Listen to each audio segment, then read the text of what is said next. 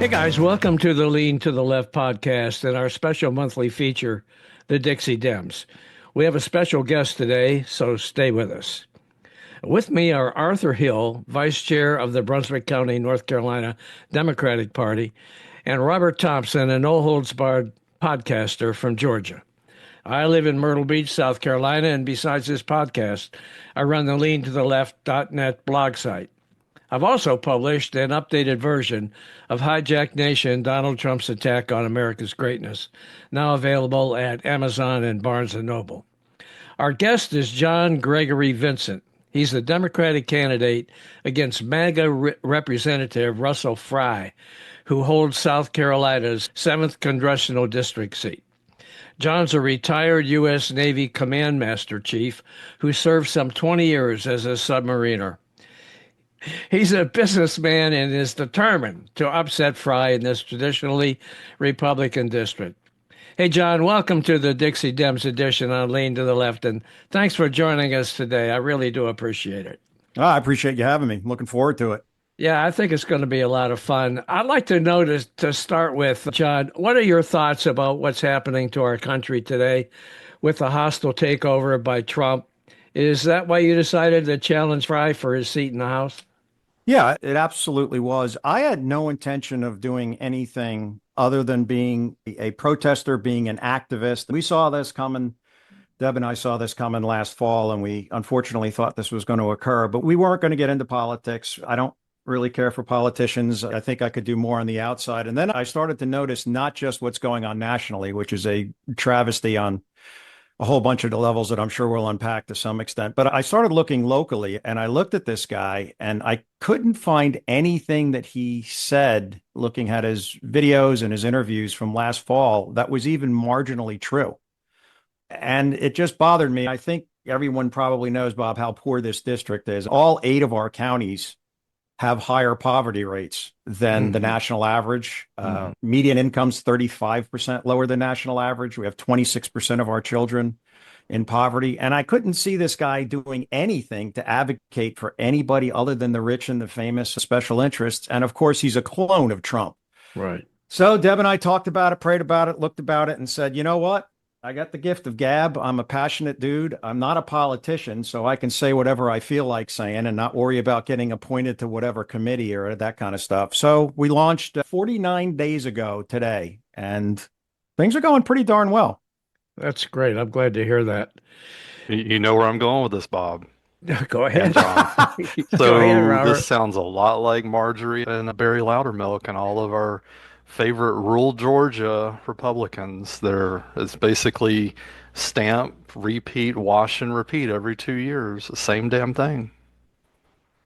It's actually fascinating because I did my 4th town hall, 2nd in person, and we've done 2 virtually, but this one was in person, and I'm just doing the research for it. The amount of lie. Here's the playbook. It's okay. We're not going to do anything for anybody, but that's okay. We're going to lie and we're going to tell them we're going to do all these things. And we're just going to keep saying it and saying it. We're going to get people's votes, absolutely ignore them. And then we just come back in 2 years and tell them the lies. And somehow people, because I don't think these people that vote for these guys are idiots, but somehow they've drank this Kool-Aid. And the formula is lie to them, promise them what they want, just promise, deliver on none of it, blame it on somebody else, and then do it again. Yeah, I lived in Augusta until 2 years ago. So we saw what occurred there and we saw the progress Dems made. But you're right. It's the exact same formula. It's just, and it's worked for them. So I'm going to give you a playbook if All right. we want to go right into this. Universal Music Group, Edison Electric Institute. I'm pretty sure these are folks, $3,500. Pinnacle West Capital. These are the folks that gave to Fry for Congress. And this is all public information at fec.gov. GE Healthcare, Duke Energy, Constellation Energy. Give them hell. Call them up. Investor relations. And basically, when people answer the phone, have a 30-second to a minute sound clip of this doofus ready to play. Why did you give $2,500 to this doofus on March 31st, 2025? And then when they respond, have a tape recorder ready. Hello? And then when you have that, blast them on social media. Robert's got experience doing that because Oh yes, we got plenty of experience he's been doing. calling up Loudermilk's office, and I don't know who else, but he calls them up and gets the secretary on the phone and then fires away with these nasty questions. So down south of you in Savannah, Buddy Carter, I'm sure you know who that Yeah. jackass is. Yeah. The poor lady, she stayed on with me. She literally said, "Sir, please don't do this to me." Hey, you know what? I know that, John, you've got four pillars on which you're basing your campaign. You want to talk about that a little bit? Sure. The first pillar, and you'll hear me say it over and over again, middle class, working class, and the most vulnerable. And that sounds nice and it sounds standard. But the reality is those three groups have been getting crapped on hard since the mid to late 70s. And now they're getting fed a new line of lies. Heavy manufacturing, heavy equipment, textile manufacturing, steel manufacturing. It's going to come back. We're going to make America great. It's never coming back. It's a lie. Even if they brought it back, it would take 10 years to build a factory, and we don't have the people to employ. So it's just the latest lie. What's happening here is the classic playbook that started with Reagan in 82, massive tax cuts, overwhelmingly helping super rich and, of course, corporations. So what happens is they get wealthier.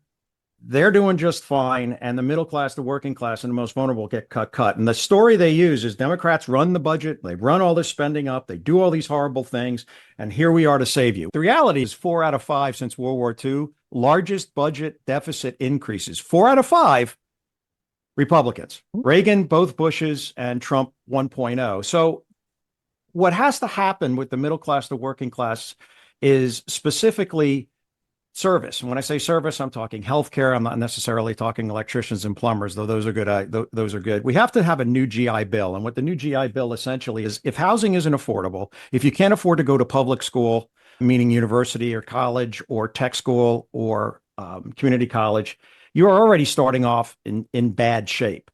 So we have to completely reimagine. The lie is, as long as you're not cutting taxes for corporations and the super rich, these programs actually fit within a budget. You don't have to overspend. So that's the first pillar. The second pillar is our veterans. I'm a veteran. There's 55,000 veterans in this district. It's one of the highest percentages, not number of veterans, that you'll find in the Southeast. And I am personally sick and tired of guys like my opponent thanking me for my service, taking a photo op with me, and then saying not a word when 6,000 veterans lose their jobs for no reason. And we're talking about going back to 2019 staffing levels, which would cut 83,000 from the VA and absolutely decimate care for our veterans. You got to shame these guys into doing what's right, which I don't get, but that's what it's going to take to focus on veterans. The third thing is our national debt. This is what our company does. We do reorganization. We do personnel development. We've got a model. His name was Bill Clinton. Bill Clinton took 7 years.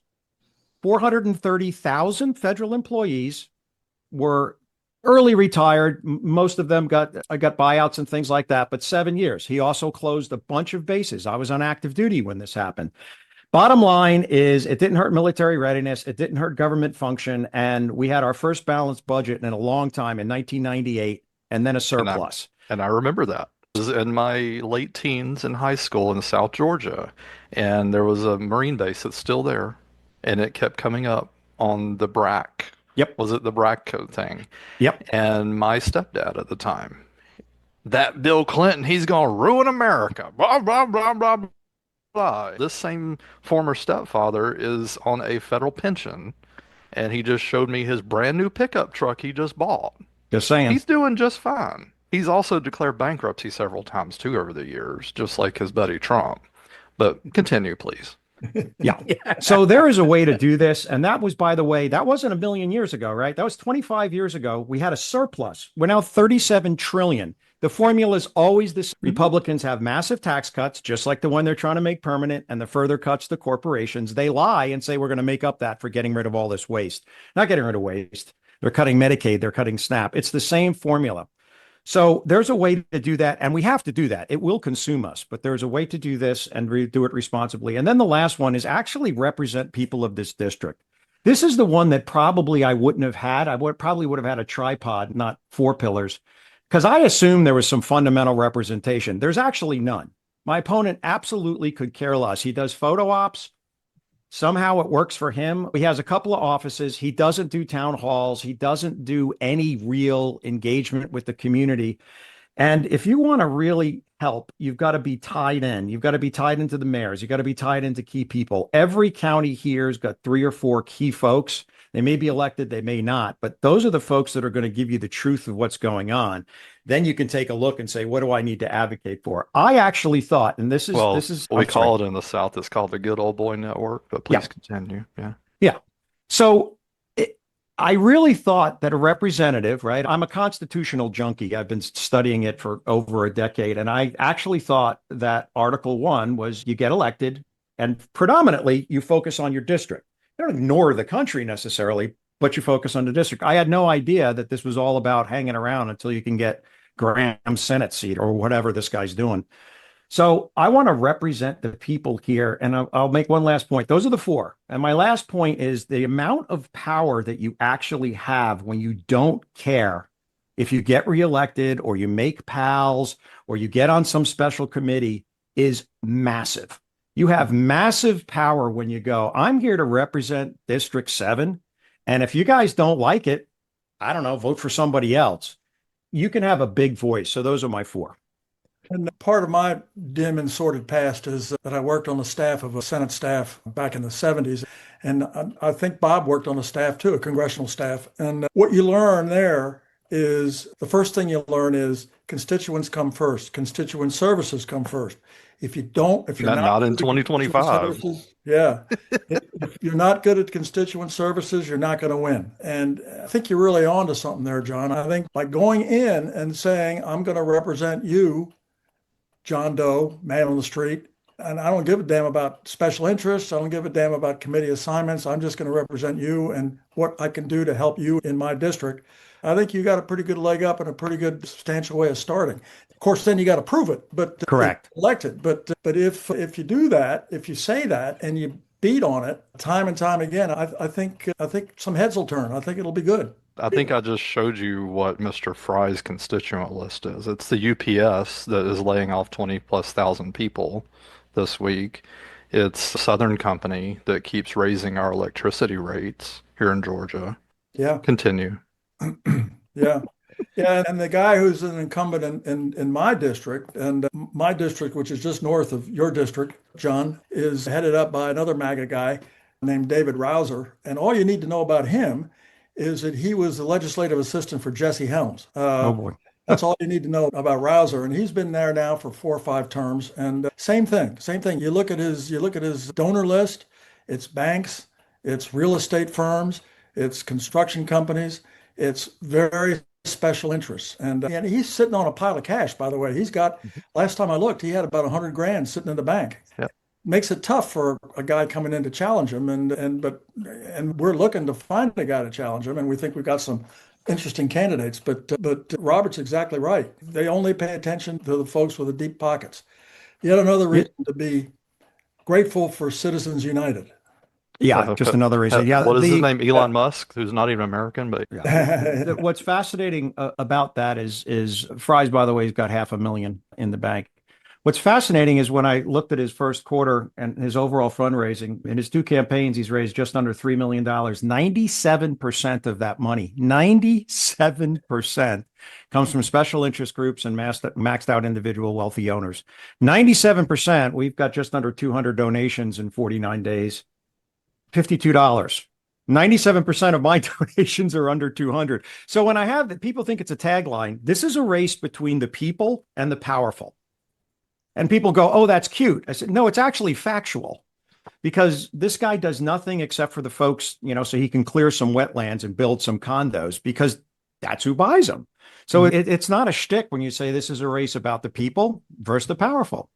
If you want to keep having no say, I guess he's your guy. I don't get it, but it's really not any more complicated than that as far as explaining what the dynamic is here, the 2 candidates. And hashtag capitalism. I still go back to people that complain about Social Security and all that. It's like, that sounds a lot like socialism to me, but welcome to America. Why is it, do you think you can beat Fry, John? I can beat Fry. My best campaign assistant now is Fry and Trump. Here's why. There is zero. There's guys that kind of follow him around. This guy posted the other day. This is an actual post on his congressional page. Trump was somewhere. He had a bunch of sycophant. I don't know who was in the audience because it just showed him. And he said, "I'd like to thank all of you. I'd like to thank you all. You're all amazing. You're all great. I'd have to name you all. I'd have to name everybody, not just Russell." He took that soundbite that Trump said Russell. He sounded like a little boy that the cheerleader looked at him and winked at him. He is so all in. But as things go more and more toxic, and they're already trending, right? Lowest numbers, first 100 days, like in the history of the world.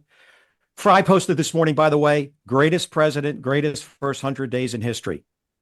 He posted that. So people are going to start going, this stuff's kind of crazy. Who's this Vincent guy? I don't like that D after his name, but retired military, small business owner, DC outsider, political outsider, not crazy, straight up. Ask him a question, gives you an answer, even if his answer is, I don't know, can I have your phone number? I don't even know what you're talking about. So all of a sudden, crazy starts looking less and less appealing and normal. I don't believe this district is as red as they say, but it's definitely leans that way. There's no doubt. I think it's about a +10 or a +11 district.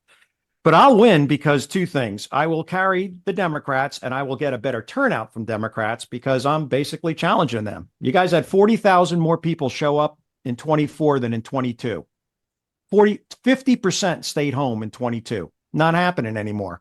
Otherwise, shut up. So you go and you encourage those people pretty forcefully. You take almost all the independents, which I will, and people that'll never say they voted for me, moderate Republicans, and there's about 15% of the electorate here that are moderate, they'll vote for me because I'm not crazy and I'm going to do what I say I'm going to do and I'm not going to scare anybody. So you add all that up, you get to about 55%. I have a question because Sure. your district, is it adjacent to Miss Nancy Mace? It's adjacent. I don't know if it is in this. I think it is. This is Yes, it is. Flyburn. And then I think it is. Okay, so it's not so different than Barry and Marjorie over here in Georgia. No. So when Nancy Mace goes in and says, can I say the F-bomb? Do it. Go ahead. Fuck No. you to her constituent in a store run-in. How, okay, I'm from the South, clutching my pearls. Clutching your pearls. How do these old white women go to the voters box and justify this? There's two answers to that. There's the low-hanging fruit answer, which is I always vote Republican. I always have. I voted Republican for 10 years, 50 years, 117 But years. Trump was a Stormy Daniels. How do they justify this? They justify it because what has happened. Here's what I'll tell you about Democrats. We are absolutely on the right side of every single social issue. We absolutely have it nailed. Look at all of the, where did Social Security come from? Democrat. Where did Medicaid come from? We own those. However, our messaging sucks. We are so distracted by the social issue of the day. All that old lady hears on Fox News is that Dems don't care about you. What they care about is whatever, putting people on Mars or this, that, or the other thing. They've stolen the message from us, even though they have no actual proof to back any of it up. Democrats overspend. No, actually, Republicans overspend. Democrats don't care about the working people. Actually, we're the only party that cares about the working people. But that old lady hears that, and then she has a born and raised Republican anyway. She'll overlook any sin. How do I know that? Because she has. Because we don't have not consistently said exactly what we talked about earlier. Middle class, this is what you're getting screwed on. This is what I'm going to do differently. Middle class. We can reduce the debt, but it's got to be this way. Our veterans are continuously getting screwed and you're falling for the photo op. Here's what they did. Here's what I'm going to do. Here's how you actually represent people. You don't put offices in a nice section of Myrtle Beach. You put them in the heart of Marlborough County, Chesterfield County, Dillon County, which I think is the poorest county in the state, by the way. Because you think people can afford to drive an hour to get to an office? You're hitting on a point here, though, that may break the camel's back. Okay. Is the money factor. So these folks that are hitting their late 50s and 60s and they can't, okay, they're eligible for Social Security, but Trump is closing the Social Security offices and they can't get through on the phones. Is that going to break the camel's back? It's certainly going to bring everybody responds better when it hurts you directly. And I don't really care for when people go, oh, nobody cares until that's true. That's human nature. So I think it is going to be a point. It's also already a point for people whose grandmother can't do that for the same reason. She can't call 1-800 now. She needs a ride to go to the office that just closed. So now she needs to go 70 more miles. Those things add up. Why? Because they're pocketbook issues. They're absolute issues. You think anybody cares that the GDP went down 2.3%? Now, I know that means one more of those we're going recession. Your average guy working 2 jobs, he doesn't give a crap, nor should he. But he knows that everything else is going up. He knows his rent just went up because we had the worst month of house sales in 4 years last month in March. So guess what? Inventory. That he gets. We just have to not hit people with all of this stuff. Oh, the NASDAQ is down more than nobody cares. Right. Nobody cares. You hit them with bread and butter. You hit them with those issues that hurt them. And my mother is an example of this. I run her payday loan service. Okay. Because she got hit last year for taking too much money out of retirement. Okay. So her Social Security got cut. So thankfully, she hasn't had to go to one of those offices that Trump cut. But again, I'm her I'm not going to pat myself. I'm her well-to-do son that runs her payday loan service. And she, is learning to deal with getting her Social Security cut. Yeah. And she's learning and all that kind of stuff. Yeah. And we're able to persevere. But how many Americans right now can't persevere through this? She's not going back to work. She ran away and retired early. Yeah. She ain't going back to work. How many people are not in that good of a situation right now? No. And John, let me ask you that. What do you make of the idea that the reason they're cutting back on Social Security, the reason they're shutting down Social Security offices, and the reason they're making it more difficult to work in general with the Social Security Administration is because they want to get this perception out in the land that the government can't handle administratively the task of making sure that the pensions of older folks get paid on time and without issue, and say the government can't handle this. We're going to take it away from the government. We're going to give it to the banks and let them do it. How 401ks were created. Same idea. What do you make of that? Do you think the Republicans could make an effective argument in saying that? And if they can, how would you rebut it?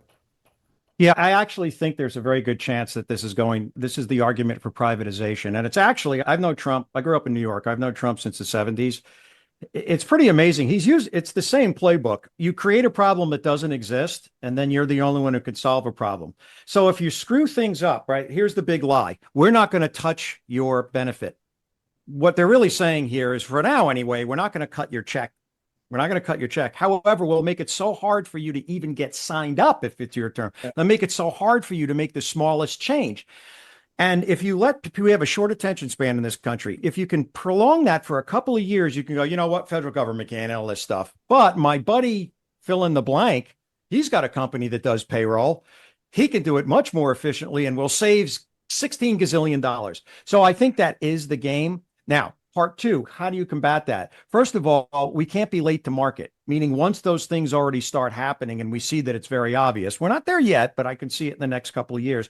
You have to continuously call it out and say, remember when nobody was going to touch Social Security and they started peeling all around? Remember when you could pick up a phone call and 20-minute wait or whatever, you could get an answer? Remember when? This is all staged damage to now be at the mercy of some stinking corporation someplace. But that has to happen as soon as you see that momentum going there, because we're typically late to market. We wait until it's a crisis, and then we go, and we don't have the solutions. And the solutions are, we need to go back to that semblance of stability. We have the model. Social Security, by everybody I know who has Social Security, runs fairly well. The service is pretty good. It's a huge operation. So you have to remind people, but you have to do it proactively. Okay, tomorrow's the first, and 2 days later the third. I used to work in a bank.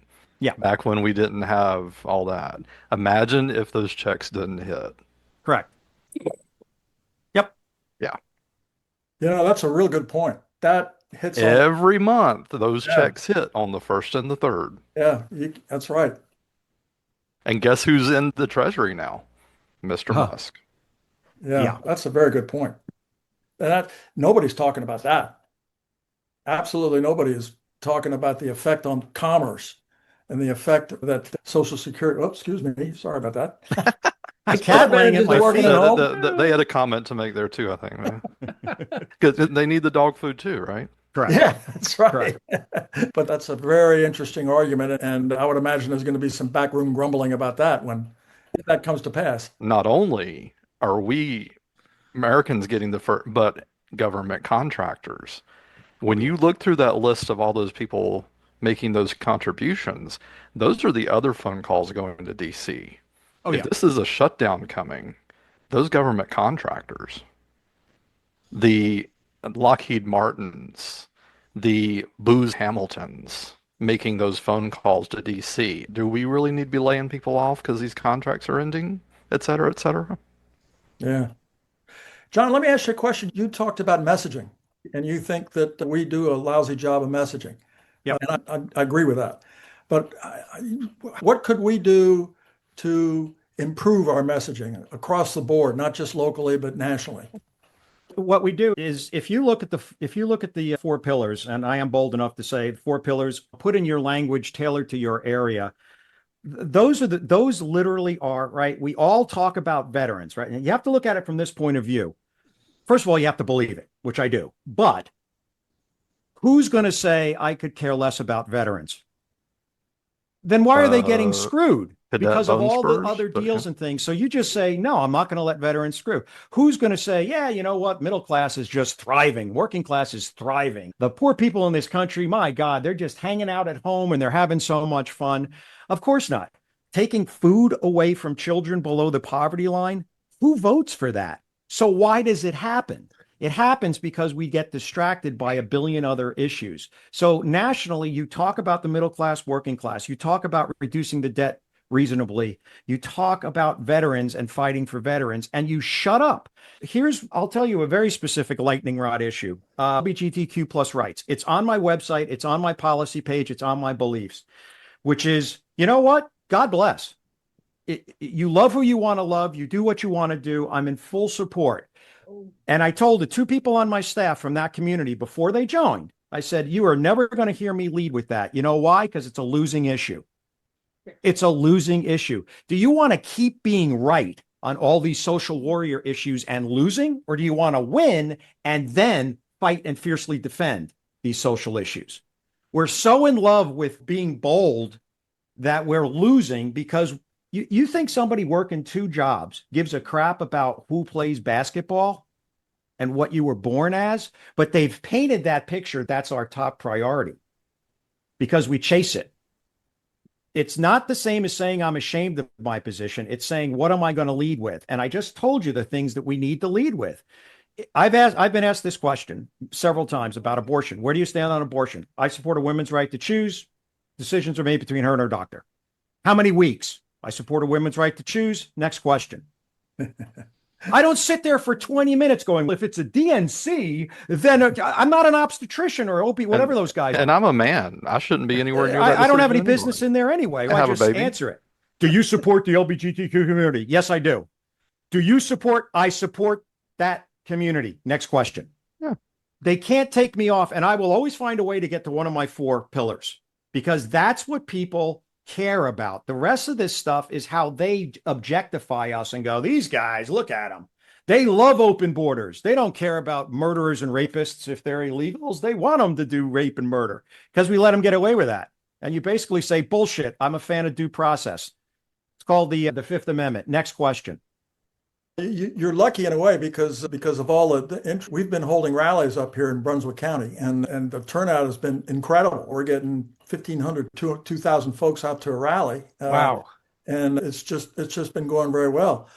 Normally, at this point in the election cycle, nobody would be listening to you because they don't give a damn, and they aren't going to start giving a damn until Labor Day next year under the old system. But you're lucky. You're going to have the crowd roaring behind you pretty much the whole way, I imagine. And as long as the chaos continues up in DC, crowds are going to get larger and noisier. Yeah. And if you remember what I said about 15 minutes ago is my best campaign aid is Trump and Fry. Yeah. They're my best campaign aid because I have not spoken. I spoke at the Horry County Democratic Convention. They had 29 people there last year. They had 227 this year. Same here. I did a town hall last week in a little place in Darlington County, and they said, don't be upset. You'll probably have 8 or 9 people there. It was standing room only. Yep. People are Now, mad. again, we have to do something with that. And if we start trailing off, if we start sitting on the steps of the Capitol with our sneakers on Sunday afternoon, I don't get it. Protests are awesome. And I go to every one that they have within 100 miles of here, but you got to turn that into something. If people don't vote, then you're just pissed off and losing. You have to vote. So there's lots of other things to be done. But you're absolutely right. The amount of energy, half the people on my staff have nothing to do with politics. They're pissed off and they have great talent. And we're hitting the road running because almost everybody on my staff is volunteer. I have one paid person. And if you look at any of my social media stuff or websites or anything like that, this is top shelf stuff, all done by volunteers when they get home from work. So yes, the energy's there, but it's incumbent upon guys like me to keep it front of mind and keep it moving. Otherwise, people will just go, really? Are we going to do anything here? Yeah. No. Yeah. And I guess the other thing that you have to watch out for is voter fatigue. Yeah. In spite of all the stuff that's going on, at some point they're going to say, really, can we get a break? Yep. The answer is no, you can't get a break. Don't take a break. You can't, Because Republicans ain't breaking for anything. yeah, that's right. Republicans aren't. And so it's going to be interesting to see how this evolves over the next 18 months or so. I agree. I think you ought to come up to Brunswick County and speak up there. People would Sure. like to hear from you. Absolutely. I'd be happy to. We're raising money, again, small dollars, but we're raising money all over the country because I think this race is 210 out of 212, meaning the Democrats have this as the 210th likeliest Democratic race to win, which is really funny because it's completely winnable. We just have this attitude. Henry Ford said, whether you think you can or you can't, you're right.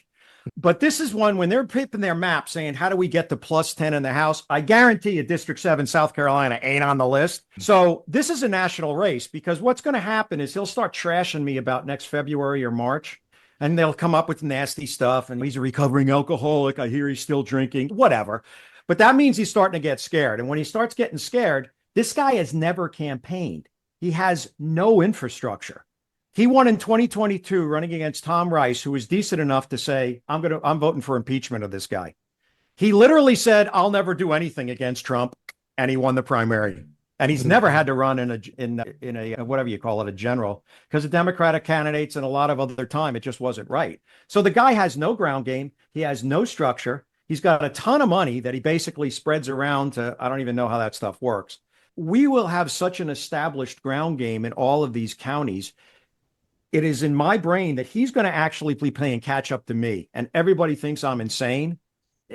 Trump is going to be a massive anchor around his neck, and his complete lack of political campaigning savvy in this district is going to finish the rest. I got to bring it. I'm not saying that it's not an uphill battle. I'm not that delusional. Eminently winnable here. You need the right candidate in the right environment at the right time. And we got all three here. Hey, John, you talked earlier about the need to support our veterans and how it pisses you off that people will say, thank you for your service, and then they go and they support all this crap that hurts veterans. And Fry does that all the time. Talk a little bit about your own service. Tell us just a little bit about your service in the Navy and what you did and what that kind of brings to the table for you as a candidate. That's not fair. That was going to be my question. Okay, you guys can have a joint question. Okay, Let's reach out and virtually hold each other's hands. Get off my lawn. Oh, yeah, we can do this. We can do I feel better. How about you? So there we go. I grew up on the water in Long Island and Long Island Sound, and I'll just cut out the pretext of it. But when I went to enlist in the Navy, I didn't know this at the time, but you got like double points if you got somebody to volunteer for submarines, and they actually made it through submarine school. It was literally like recruiting 2 people, which is huge for your goals if you're a recruiter. I had some college under my belt, and the guy said, have you ever thought of submarines? I didn't know the Navy had submarines. I was thinking John Wayne. I had no idea, but I immediately went, how do you navigate a submarine? And he lied to me and I said, whatever. And I said, I want to do that. I want to do the submarine thing. So that's how it started. And I went to basic training in Orlando. Strangely enough, and this is how it fits into your question, Bob, and how I've learned how to lead and develop people and bottom up is I have a knack for spotting talent and putting right people in the right seats. I have a knack for building teams. That's actually my expertise, is I can build teams. People have asked, how did you find these 13 people? And I said, I don't know. I talked to 100 people on the phone, never met them before, put these 13 people together, and one was a bomb and the other 12 were awesome. That's my gift. So I started doing that in basic training. I started saying, hey, why don't you help here? And you're really good at cleaning toilets. And I just took over because I like being in charge, because it's better than not being in charge, in my opinion. So that was the formula. I got the submarines. I moved extremely quickly. I got promoted early every single time. And I just used the same formula, which was, I'm going to take a group of folks. I'm going to pay attention to them. I'm going to listen to them. I'm going to find out what their talents are, what their passions are, and I'm going to put them in that seat. I violated all the rules. In the military, it's very structured. Before you can mess with charts, I was a navigator. Before you can mess with charts, you have to be an E5. Why? Because you have to be an E5. I got a kid here right out of basic training, and he's phenomenal with charts. So he's my chart guy. Can't do that. Why not? You can't. I'm doing it. And I learned, as long as I produced really good results, I could do whatever the hell I wanted to do.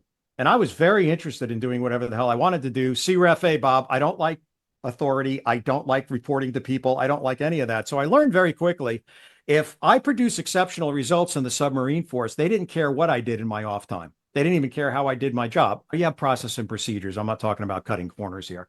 So that's what I did. I progressed very quickly. The average tenure, E1 to E9, is about 24 years. I did it in 16. And then there's another 2 years where you might get selected for the Command Master Chief program. I was selected first time. So I was in the major Command Master Chief pipeline with 16 years in the Navy. They didn't know what to do with me because nobody's done that. I'm not saying nobody in the history of the Navy. Someone will quote me on that. But the formula never changed. So when I retired after 20 years, I used the same formula when I worked at the CBS television stations to build sales teams. Worked just fine. Went out, started a company to develop middle managers and organizational development. Same model. Worked just fine. So this is the same thing. This, to me, is another way to look at business, which is how arrogant to go to freaking Washington, D.C. and think I'm going to know what 750,000 people need. But there's people in every one of those communities that does. And if I tap into that, and I have field offices so those people can actually go in and actually get questions answered, then I can effectively. So I learned this in the Navy a long time ago, and I haven't changed the model since I went into the Navy in the early 80s. And it has never failed me. I have had failures, but this system has never failed me. So I'm just going to get elected, and I'm going to do the same thing for the people of this district. Makes sense to me. If don't break it, if it's working. So that's how the military fits into what I'm doing now, Bob. Hope that answered your question. It certainly does, and I appreciate it. You guys, we're almost into an hour here. Anybody else have anything else to talk about? Good luck going up against this regime. It's not easy. I have worked with candidates here in Georgia.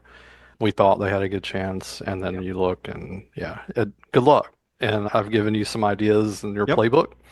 You literally have to do this not just once a day, several times a day. You have to live and breathe this all the way to election day. We're up at 6 and we're in bed by 10, 6 days a week. We do take one day off, half a day off, but here's another quick tip. Sure. And then I'm done. We talked about customer service and we talked about constituent services and all that sort of thing. There's nothing wrong with you doing constituent services starting today. If somebody comes to you at a town hall or whatever and says, man, I really have this issue with the VA, maybe there's something you can do. Maybe there's a local guy in the VA that can help out. Maybe you can offer to help. It might not work. Might not always work. Control their social media. Yeah. If you see someone that's unhappy, comment and reach out to them directly. The ACLU went to bat for me because Barry Loudermilk blocked me on social media, on his official social media. I pissed him off so bad. Yeah. If they're not doing their job, do their job for them. Yeah, waging war against Facebook might not be a bad idea anyway. Yeah. But yeah, that's interesting. Something you could do now and build a track record even before you get elected. Yeah. That's what we try to get our candidates to do up here. Doesn't always work. It's not always effective. Sometimes they're a little bit intimidated about doing that, but it's helpful if it works. Very helpful. I've learned the one thing early on is politicians, for the most part, have a nice bark. They have no bite. They're soft. The world I came from, I don't scare, not in the political world. So I love your idea, and it would never enter my mind. Gee, that feels uncomfortable. If I can advocate for someone, sounds like fun to me. Who I piss off because I'm not And it's supposed to the do that. perfect news story Yeah, that Yeah, I've yeah. made this guy tried to get help from his elected representative and his candidate did it instead. Yeah, yeah, yeah. It's a good news. So yeah, absolutely. I've made three very good careers out of not doing what I'm told. So why should I? It's really funny. Last thing, I'm sorry, but you got me going now. And this is, I get all this great advice from folks, and they're well intentioned. They really are.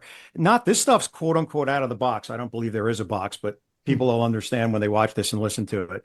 But you have to do this, you have to do that, and make sure that you drop the door hanger not on their door. And I'm like, you guys You're haven't sounding very Democrat when you say that. you guys haven't come within 30 points.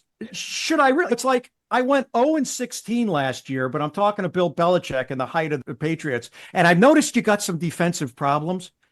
I think I'm good. I'm good. Because the worst thing that can happen is I'm wrong on all of my instincts and I lose by 30 points. There's nothing but upside here, is how I see it. So, anyway. Yeah. All right, John, we really appreciate you coming on and wish you the best of luck. And if we want to continue to help out as much as we can all the way through, because we want to see you take down this guy, Fry, for sure. Yep. And we really need people who are willing to shake things up, and for sure. There's one thing I wanted to bring up, and that is that over the last few episodes, I've mentioned that South Carolina has been missing $1.8 billion that nobody could find, and that the state treasurer, Curtis Loftus, was in trouble over that. And they held some hearings, but they finally decided after an investigation that the 1.8 billion that went missing really didn't exist to start with. At any rate, my thing is that Republicans are supposed to be good with money. Yep. And if they lost $1.8 billion, that's not being good with money. So I just throw that I have a out. question, Bob. Kim over here in Georgia is going to give us all a $500 to $1,000 tax rebate. That's Do you right. think that it went over the state line? Well, maybe Yeah. it did. Maybe that's what happened. Oh, it was a loan. It was a loan. Maybe that's what happened. Anyway, the state Senate, which is controlled by Republicans, voted earlier this month to can Loftus, the state treasurer, over this whole thing. But the House hasn't acted. The House probably isn't going to act because they're running out of time. So if he wants to stay in his job, he's probably going to be able to do that just because of the legislative calendar running out.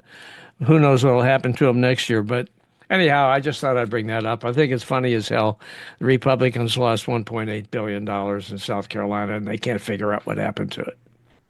Beautiful thing. Hey, could I tell your folks my website? Is that okay? Yes, please do. Okay. It is Vincent 4, the number 4, Congress.org, Vincent 4, and the 4 are the 4 pillars. So Vincent4Congress.org. You can learn everything you want to learn about me, major policies and stuff. And if you find it in your heart, folks, $20 would be helpful. $100 would be helpful. So donate if you can, because I'm up against 500,000 in climbing and we won't even get to 500,000. So yeah. You might, you never know. That's might, true. That's you true. might. Somebody might decide they really like this guy and come up with some cash. Anyhow, thank you, John, for being with us on the Dixie Dems, and we do appreciate it very much. Yep. Anytime, guys. Thanks so much. Hey guys, I'm Bob Gaddy, founder and host of Lean to the Left. I'm excited to share our new book, Hijack Nation, Donald Trump's Attack on America's Greatness, co-authored with political analyst and professor C.J. Waldron. In Hijack Nation, we delve into the unfolding story of America's political landscape through a series of essays from leantotheleft.net. We explore how Donald Trump's presidency has transformed American politics, challenging our values and institutions. Hijack Nation isn't just a book, it's a call to action. It invites you to reflect on what it means to be American in a divided political landscape. Together we can reclaim our nation's greatness. So get your copy of Hijack Nation today. Visit leantotheleft.net and click on the Books tab to learn more and to order.